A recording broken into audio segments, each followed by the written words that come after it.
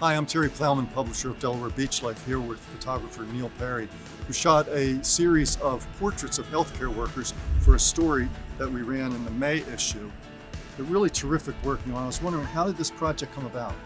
Well, during the earliest days of the pandemic, I had friends who were healthcare workers. I was struck that they had to go to work when the rest of us could stay home. Right. I wanted to do something to recognize that selflessness, so I organized this portrait project where I photographed them at home in uniform. And a couple of years later, here we are. Well, it really turned out well, and it's a terrific story by Pam George. It's an interesting mission that you put yourself on, and I think readers will really appreciate it when they read it. So check it out. In the May issue, you'll find a story by Bill Newcott about a neighborhood in North Dewey Beach where classic beach cottages are preserved and well loved.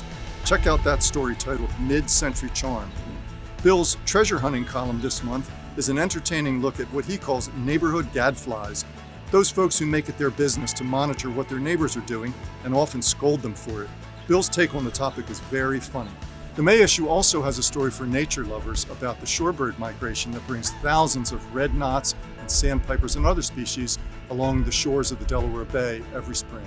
Writer Lynn Parks tells us why this annual event is so important. And check out this cool action photo on the cover by Thomas Williams. Do you know what kind of bird that is? It's a ruddy turnstone. Check it out.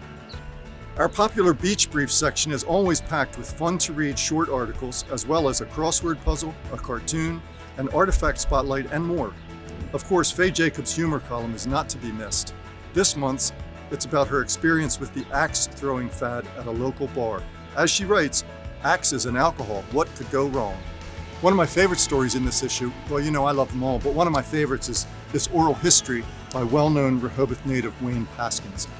Wayne is a longtime educator, and she taught several generations of locals, and she has a fascinating story to tell about living in coastal Delaware during the era of segregation. Also in the May issue, you'll find our Cottage Tour Home feature, a story about local teen bands, Pam George's Culinary Coast column about how chefs create new menu items, and as usual, our food and drink directory, a recipe, and a calendar of events.